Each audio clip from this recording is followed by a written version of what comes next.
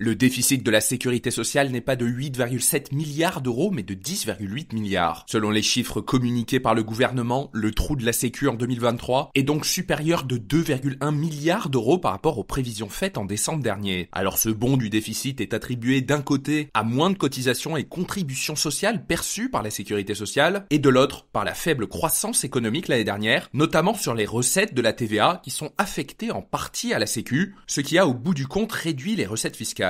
Et l'avenir est peu glorieux. Les prévisions de déficit de la Sécu sur les prochaines années sont en constante augmentation jusqu'en 2027. Rien que la revalorisation des consultations des médecins généralistes à 30 euros, déjà actée dans les négociations, va coûter 700 millions d'euros à elle toute seule, a indiqué la Caisse nationale d'assurance maladie. Mais ce n'est pas tout. Les hôpitaux et infirmiers libéraux appellent également à une augmentation des tarifs pour améliorer leurs conditions de travail. Face à ces dépenses, le gouvernement a laissé entendre qu'il cherchait des pistes d'économie du côté des affections longue durée qui permettent le financement à 100% par la sécurité sociale des dépenses pour certaines maladies chroniques. Le transport sanitaire et les prescriptions de médicaments ou indemnités journalières sont aussi dans le collimateur du gouvernement pour faire des économies. Alors que l'État français compte dégager 10 milliards d'euros d'économies cette année, puis 20 milliards l'année prochaine, selon le ministre des Comptes publics Thomas Cazenave, les discussions sur le projet de budget de la sécurité sociale pour 2025 promet d'être très tendues. Et notez que ce podcast est soutenu par Quorum l'épargne.